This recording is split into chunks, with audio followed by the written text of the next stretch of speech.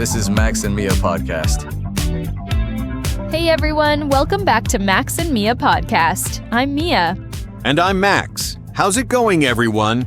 We're so glad you're here with us today. We really are. So Max, before we dive into today's topic, I have a question for our listeners. And for you too. Oh, I'm curious now. What is it? Here it is. If you could skip one part of your daily routine forever, what would it be? Oh, wow, that's tough. For me, probably doing the dishes. I mean, I don't mind cooking, but cleaning up afterwards? Not my favorite thing. Yeah, I get that. For me, it would definitely be waking up early. I'm not really a morning person. Really? I thought you were one of those people who jumps out of bed full of energy. Not at all. I need at least 2 cups of coffee before I can function properly. But you know what? That's exactly what we're talking about today. Daily routines. That's right. Today we're going to chat about everything we do from the moment we wake up until we go to bed at night. You know, those everyday habits that shape our days. Exactly. And I think it's such an interesting topic because everyone's routine is different. Some people are super organized and plan every minute, while others just go with the flow. True. Like, I'm definitely more of a planner. I like knowing what I'm going to do and when. It helps me feel, I don't know, more in control? Yeah, I understand that. I'm somewhere in between. I have certain things I always do, like my morning coffee ritual, but the rest of the day can be pretty flexible. And that's the beauty of it, right? There's no perfect routine. It's all about finding what works for you. So grab your coffee, tea, or whatever you're drinking right now. Get comfortable, and let's talk about daily routines. Let's get started. All right. So, before we listen to our friends talking about their routines, let's go over some useful expressions that will help you understand the conversation better. Good idea. First one, sleep in. This means to wake up later than usual, especially on weekends or days off. Yeah, like when you don't set an alarm and just let yourself rest. For example, on Saturdays, I love to sleep in until 10 a.m. Lucky you. I wish I could do that. Okay, next one, beat the traffic. This means to avoid heavy traffic by leaving earlier or taking a different route. Exactly. So you might say, I leave home at 6:30 to beat the traffic. It's all about timing, right? Totally. Now, here's one I'm guilty of. Be in a rush. This means to be in a hurry when you don't have much time and need to do things quickly. You in a rush? Never. Okay? Maybe every morning. For instance, I'm always in a rush because I hit the snooze button too many times. That's way too relatable. All right, next, zone out. This means to stop paying attention, like when your mind wanders and you're not really focused on what's happening around you. Oh, this happens to me on the bus all the time. You could say, I usually zone out on the bus and miss my stop sometimes. Wait, how often does that happen to you? More than I'd like to admit. Moving on. Last one. Show up early. This simply means to arrive before the expected time. Right. For example, I always try to show up early to meetings because I hate being late. That's so you, Max, always on time. What can I say? I like being on time. Okay, now that we've covered these expressions, let's listen to our 2 friends chatting about their daily routines. Listen to how they use these phrases. It'll really help you sound more fluent when talking about your own routine. Hey, Matthew, you look tired today. Rough morning? Oh, you have no idea. My alarm didn't go off, so I woke up like 40 minutes late. I was in such a rush that I barely had time to grab my keys before running out the door. Oh no, that's the worst. Did you skip breakfast then? Yeah, completely. I just grabbed a banana on my way out. I hate starting the day like that, you know? I'm one of those people who really needs a proper breakfast to function. I'm totally the same way. I can't imagine leaving the house without eating anything. What time do you usually wake up when your alarm actually works? Well, normally I set it for 6:15, but let's be honest, I hit snooze at least twice before actually getting up around 6:30. Only twice? I'm terrible with that. I set like 3 different alarms because I know I'm going to ignore the first 2. My roommate hates me for it. I can imagine. So what's your morning routine like? Are you one of those super organized people who has everything planned out? I try to be. I mean, I've learned that if I don't have a routine, my whole day just falls apart. So I wake up around 6, and the first thing I do is make coffee. That's non-negotiable. Coffee first, talk later. Exactly. Then I usually spend about 20 minutes just sitting on my couch, drinking my coffee and checking my phone. I know people say you shouldn't look at your phone first thing in the morning, but it helps me wake up. No judgment here. I do the same thing. It's like a little moment of peace before the chaos begins. Right? After that, I take a shower, get dressed, and then I make breakfast. Nothing fancy, usually just some toast with avocado or scrambled eggs, something quick but filling. That sounds nice and organized. I wish I could be more like that. My mornings are always so hectic. Even when I wake up on time, I feel like I'm constantly rushing around. Have you tried preparing things the night before? Like, I always pick out my clothes and pack my bag before going to bed. It saves me so much time in the morning. You know, everyone tells me that, but I never actually do it. I always think, oh, I'll just do it in the morning, and then morning comes and I regret everything. Yeah, that's a dangerous game. What time do you usually leave your place? I try to leave by 7:15 to beat the traffic. If I leave any later, I get stuck in this horrible jam on the highway, and my commute goes from 30 minutes to almost an hour. Oh, that's awful. I'm lucky because I live pretty close to work. I can actually walk there in about 15 minutes, so I don't have to worry about traffic at all. Wow, that must be so nice. Do you listen to anything while you walk, like music or podcasts? Sometimes, but honestly, most mornings I just enjoy the quiet. It's like my transition time, you know, between home life and work life. Although I have to admit, sometimes I zone out completely and end up at work without even remembering the walk there. I do that on the bus all the time. I'll be sitting there zoning out, looking out the window, and suddenly I realize we've passed like 5 stops. It's like I'm on autopilot. Exactly. It's funny how our brains just switch off sometimes. So when do you usually get to work? If everything goes smoothly, I get there around 7:45. I like to show up early because it gives me time to settle in, make another coffee, and actually wake up properly before everyone else arrives. That's smart. I do something similar. I usually arrive at 8:15, even though we don't officially start until 8:30. Those 15 minutes make such a difference. Absolutely. It's way better than rushing in at the last minute, all stressed out.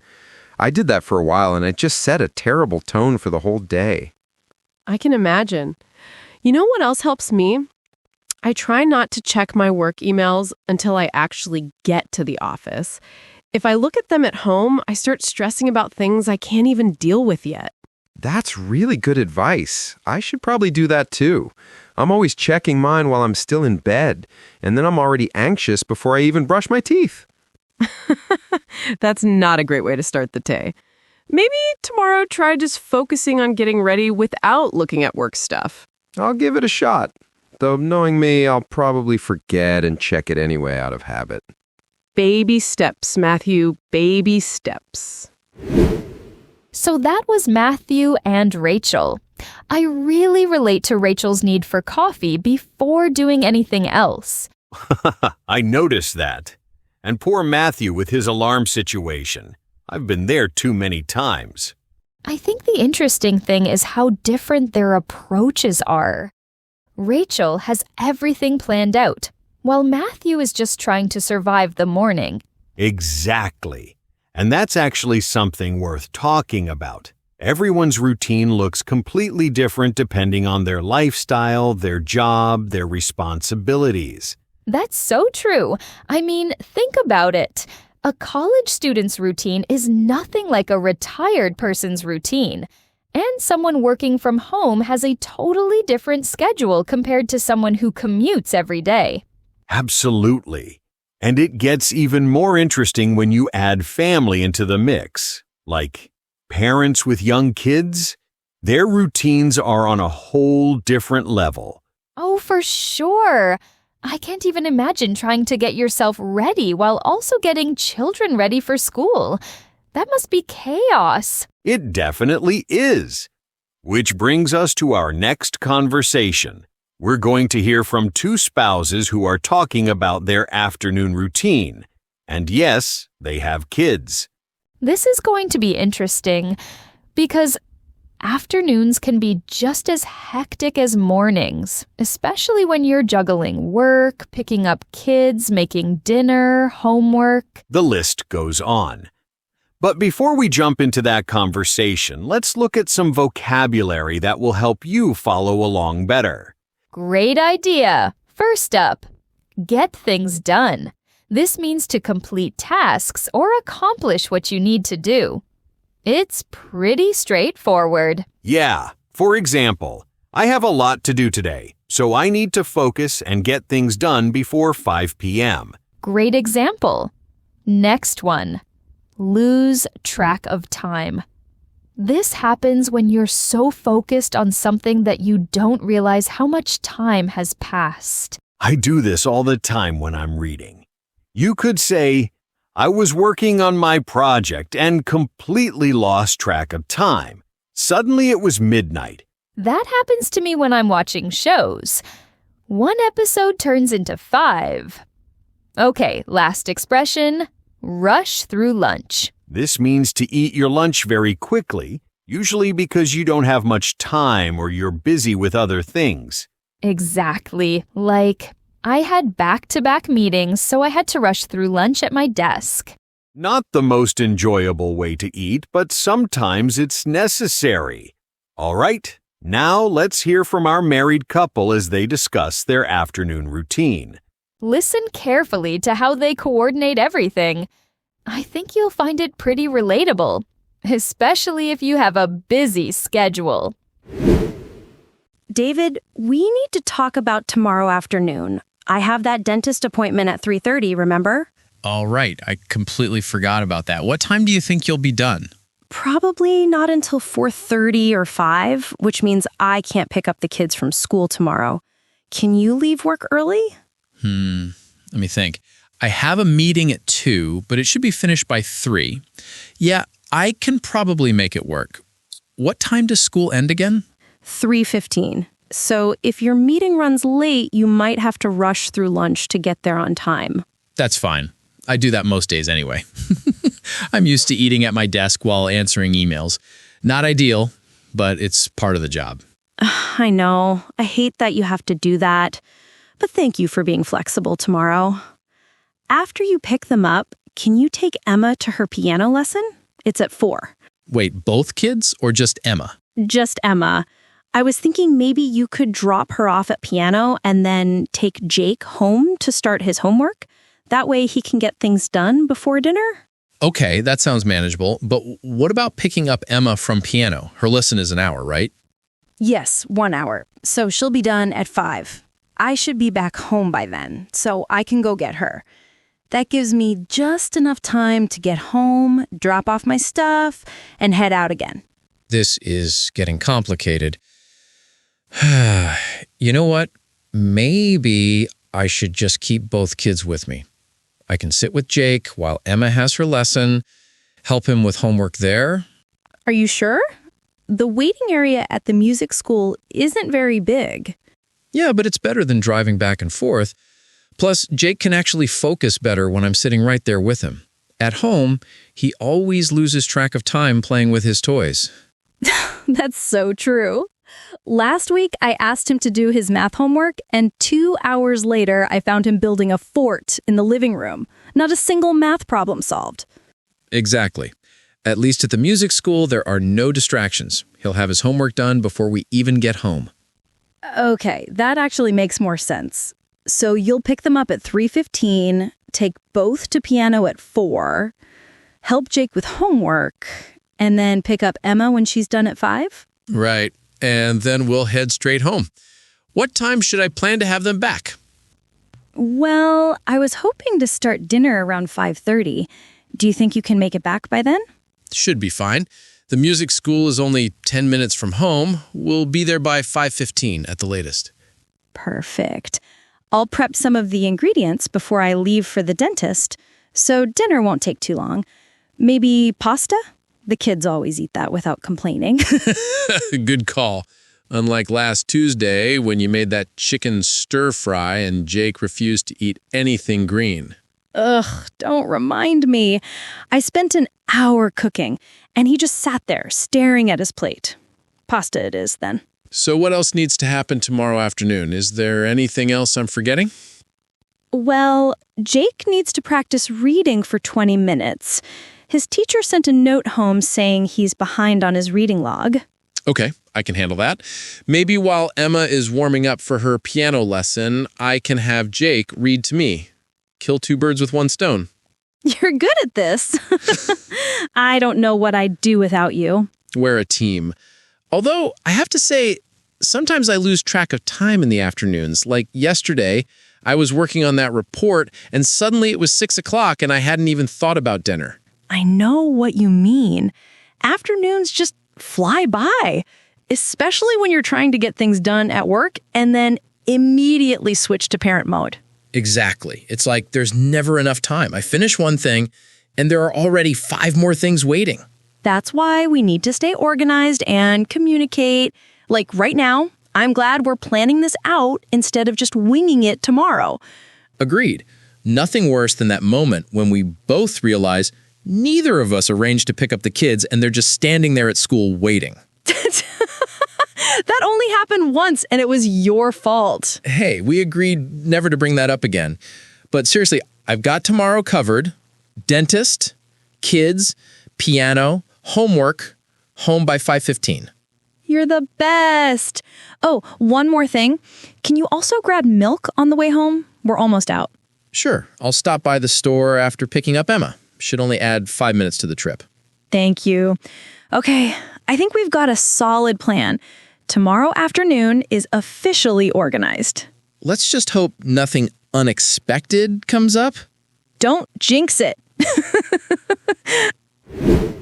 Wow, that conversation really shows how complicated afternoons can get when you have a family.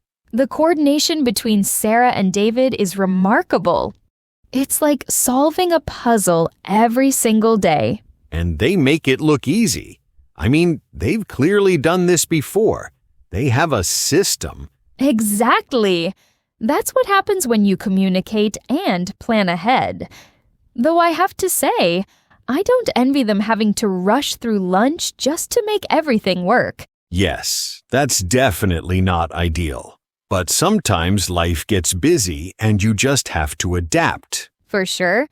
Now, speaking of different parts of the day, we've covered mornings and afternoons. What about evenings? Oh, evenings are a whole different story. That's when people finally get to relax, or at least try to. Try being the key word there. I think evening routines are so interesting because they're really different depending on whether it's a weekday or the weekend. Absolutely. Like, on weekdays, most people are just trying to recover from the day. You come home tired, maybe make dinner, and then you're already thinking about the next day. Yeah, it's more about relaxing and getting ready for tomorrow. But on weekends, totally different vibe. You can actually enjoy your evening without that feeling of, I need to get up early tomorrow. Exactly. Weekend evenings are more relaxed. You might stay up later, watch a movie, hang out with friends. There's no stress about the alarm clock. I love that freedom. Although I have to admit, even on weekends I try to keep some kind of routine. Otherwise, I end up staying up until 2 a.m. and then I'm a mess on Monday.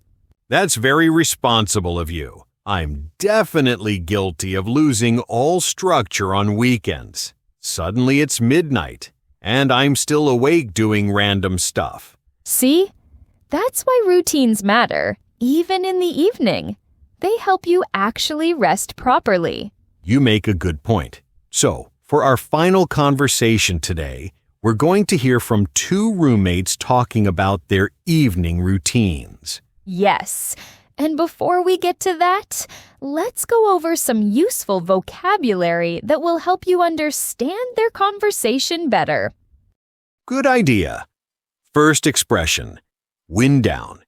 This means to relax and calm down after a busy or stressful day. Right. It's that process of transitioning from active mode to rest mode. For example, after work, I like to wind down by reading a book for 30 minutes. Perfect. Next one, scroll endlessly. This is when you spend a lot of time scrolling through social media or your phone without really paying attention to how much time is passing. Oh, I'm so guilty of this. You could say, I was supposed to go to bed at 10, but I started scrolling endlessly through Instagram and didn't sleep until midnight. That sounds familiar. It's one of those habits that's hard to break. Okay, last one. Take a warm shower. This is easy to understand. It means to shower with warm or hot water. And for many, it's actually an essential element of their night routine. Exactly. Like, I always take a warm shower before bed because it helps me relax and sleep better. That's a great example. All right, now let's listen to our roommates discussing how they spend their evenings. Pay attention to the differences between their weekday and weekend routines. I think you'll find it pretty interesting. Hey, Tom. Are you heading to bed soon? It's almost 11. Not yet. I'm still trying to wind down from today. Work was absolutely crazy, and my brain is still in overdrive. I totally get that. What do you usually do to relax after a long day? Honestly, I take a warm shower. It's like a reset button for me. Once I'm out of the shower, I feel like I can finally breathe and let go of all the stress. That's smart. I should probably do that more often. Instead, I just crash on the couch and start scrolling endlessly through my phone. Yeah, I've noticed that. Every night I see you there, glued to your screen. Do you even realize how long you're doing it? Not really. That's the problem. I'll tell myself, just 5 minutes, and then suddenly an hour has passed and I've watched like 20 random videos. That's the trap, right? Social media is designed to keep you hooked. I used to do the same thing, but I had to stop because it was messing with my sleep. How did you break the habit? I know it's not good for me, but it's so hard to stop. I started putting my phone in another room before bed. If it's not within reach, I can't mindlessly grab it. Plus, I replaced that time with something else. That's when I started the whole shower routine. That makes sense. Maybe I need to find my own replacement activity. Reading, maybe? That could work. Though I have to warn you, I tried reading before bed once and ended up staying awake until 2 a.m. because the book was too good. That sounds like something I would do. So, what's your typical evening routine on a weekday? Pretty simple, actually. I get home around 6:30, make dinner, nothing fancy, usually just pasta or a sandwich. Then I watch TV for an hour or so, take my shower around 9:30, and I'm in bed by 10:30. Wow, you're really disciplined. I wish I could stick to a schedule like that. It took a while to build the habit, honestly. What about you? What does your evening look like? Well, I get home a bit later than you, around 7. I usually order food because I'm too tired to cook. Then I eat while watching something on Netflix, and before I know it, it's 9 o'clock and I'm still on the couch. Do you do anything else before bed, or is it just TV and phone time? Pretty much just that. Sometimes I'll do a face mask or something, but that's rare. I know I should have a better routine, but weekdays are just so exhausting. I hear you. It's tough to have energy for anything after a full day of work. What about weekends? Is your routine different then? Oh, completely different. On Friday and Saturday nights, I actually have energy. I might go out with friends, or if I'm staying in, I'll watch movies until midnight or later. No pressure to wake up early the next day, you know? That's the beauty of weekends. I do the same thing. My whole in bed by 10:30 rule goes out the window. I'll stay up until 1 or 2 a.m. just because I can. Right? It feels like freedom. Do you still take your warm shower before bed on weekends? Yeah, always. That's the one thing I keep consistent. It doesn't matter if I'm going to bed at 10:30 or 2 in the morning. I always shower first. It's non-negotiable for me. I respect that commitment. Maybe I need to find something like that for myself. One solid habit that I stick to no matter what. It really helps. Even when everything else changes, having that one constant makes you feel more grounded, you know? That makes sense. I think my problem is that I don't have any structure in the evening. I just kind of float through it until I'm too tired to function. Well, you don't have to overhaul everything at once. Maybe start small, like put your phone away for just 30 minutes before bed and see how that feels. That's actually doable. 30 minutes isn't that bad. Exactly. And who knows, maybe you'll start sleeping better too. I definitely noticed a difference when I stopped scrolling right before bed. You're making me realize how unhealthy my habits are. But seriously, thanks for the advice. I'm going to try it tonight. No problem. And hey, if you need accountability, just let me know. I can check in with you. That would actually be helpful. All right, I'm going to put my phone down now. No more scrolling endlessly tonight. Look at you, starting already. I'm proud of you. Laughs, don't celebrate yet. I still have to make it through the night without picking it up again. You've got this. Good night, Lisa. Good night, Tom. I really liked that conversation. Tom and Lisa have such different approaches to their evenings. Yeah, Tom is super consistent with his routine while Lisa is more spontaneous. But I think a lot of us relate more to Lisa, honestly. For sure. The whole scrolling endlessly thing is such a common problem. I catch myself doing it all the time. Me too. And I love how Tom shared practical advice without being judgmental. Sometimes we just need that gentle reminder from a friend. Exactly. And it shows how important it is to have some kind of evening routine, even if it's just one simple thing like taking a warm shower. Absolutely. So we've covered a lot today. Morning routines, afternoon chaos with kids, and evening wind down time. The main takeaway is that everyone's routine is different, and that's perfectly okay. Right. Whether you're super organized like Rachel and Tom, or more flexible like Matthew and Lisa, what matters is finding what works for you. And remember, routines aren't set in stone. They can change depending on your life circumstances, the day of the week, or even how you're feeling. The goal isn't perfection. It's finding a rhythm that helps you feel balanced and productive. Well said. Before we go, we'd love to hear from you. What's one part of your daily routine that you couldn't live without? Yeah, think about it. Is it your morning coffee? Your evening walk? That moment when you finally get into bed? Let us know. All right, that's all for today's episode. Thanks so much for listening to Max and Mia Podcast. We hope you learned some useful vocabulary and maybe got some ideas for improving your own routine. Remember to practice using those expressions we covered today. They'll really help you sound more natural when talking about your daily life. Until next time, take care of yourselves and keep working on your English. See you soon. Bye, everyone.